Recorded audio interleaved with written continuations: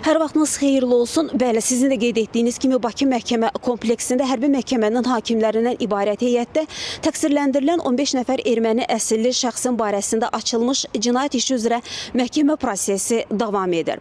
Hazırki mərhələdə təcavüzkar müharibənin aparılması fəsli üzrə araşdırmalar aparılır.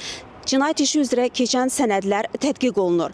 Təqsirləndirilən şəxslər həm dövlət ittihamçılarının, həm müdafiə tərəfinin vəkillərinin, həm də zərər çəkənlərin vəkillərinin suallarını bu fəsil üzrə cavablandırırlar. Mən bir neçə mühüm məqamı tamaşaçıların da diqqətinə çatdırmaq istəyirəm.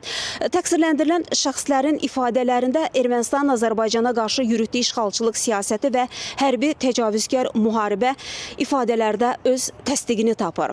Məsələn, təqsirləndirilən Bako Sakyan öz ifadəsində bildirdi ki, qondarma rejim o vaxtlar Azərbaycanın işğal altında olan ərazilərində yaradılmış qondarma rejimin fəaliyyəti birbaşa Ermənistandan idarə olunurmuş. Və məsələn, digər bir mühüm məqam Ermənistan silahlı qüvvələrinin tərkibində həmin bu qondarma rejimin ordusu fəaliyyət göstərib. Və bu ordu Ermənistan Müdafiə Nazirliyinin ən böyük ordu birləşməsi olub. Və üzvləri təxminən 20 min nəfər olub. Həmin ordunun tərkibinin də bir hissəsi, böyük bir hissəsi Ermənistan hərbiçiləri, Ermənistanın olan hərbiçilər hesabına formalaşırmış.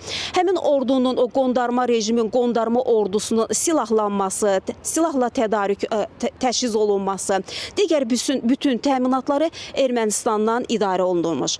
Və həmin bu ordu birləşməsinə rəhbərliyi də təqdimatı Ermənistan Müdafiə Nazirliyi verirmiş və Ermənistan prezidenti də təsdiqləyirmiş. Bu cür faktlar, subutlar olduqca cinayət işində çoxdur və onlar məhkəmə prosesində araşdırılır. Məhkəmə prosesi açıq keçirilir. Təqsirləndirilən şəxslərin hər biri 2 müdafiəçi vəkillə təmin olunub. Eyni zamanda bu prosesdə zərər çəkənlərin bir qismi iştirak edir. Onlar da müdafiəçilərlə təmin olunublar. Bizdən hələlik çatdırmaq istədiklərimiz bu qədər. Növbəti buraxılışda biz digər məlumatları da tamaşaçıların diqqətinə çatdıracağıq. Hələliksə söz sizdə, mərkəzdə, studiyadadır.